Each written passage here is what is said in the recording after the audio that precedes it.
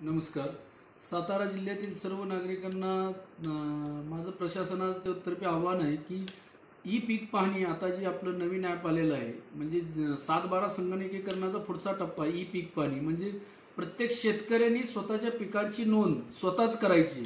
त्याच्यासाठी एक mobile app develop केलेलं आहे आणि ई पीक पाहणी ॲप आणि ते जर ॲप डाउनलोड केलं तर आपल्याला त्याच्यानुसार ड्रॉपडाऊन मेनूनुसार एक 10-12 प्रश्न विचारले जातात वेगवेगळे. त्याचं जर व्यवस्थित आपण माहिती भरली तर प्रत्येक शेतकरी हा स्वतःचाच पीक पेरतो स्वतः नोंदवणार आहे.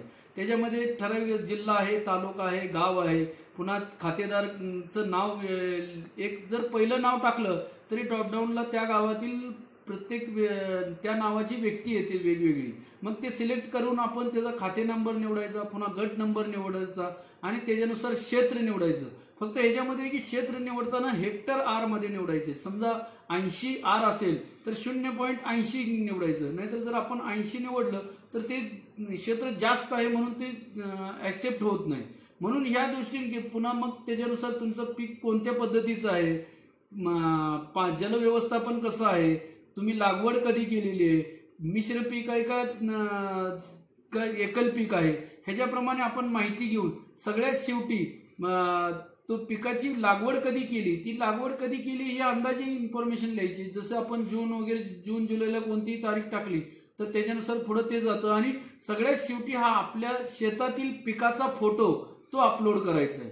एवढं जर खातेदारने केलं तर त्याचं ही एक फार महत्वाकांक्षी योजना आहे शासनाची. म्हणजे तुम्हाला वेगवेगळ्या दृष्टीनं आपलंच पीक पेरा आपण स्वतःच करणार आहे. ज्यामुळे इतर लोकांच्या ज्या तक्रारी असतात की बाबा पीक पाणी नोंदवली जात नाही किंवा उशिरा नोंदवली जाते, काही समजा नैसर्गिक आपत्ती असेल किंवा आपल्याला कर्ज काढायचं असेल तर त्यावेळेला ही फार महत्वाचं आहे. त्यामुळे सगळ्यांनी, आणि ह्याची नोंद ही वर्षातून कोणत्याही वेळी करता येते. म्हणजे खरीप, रब्बी असेल किंवा वार्षिक पीक असेल तर त्यावेळेलाही करता येते.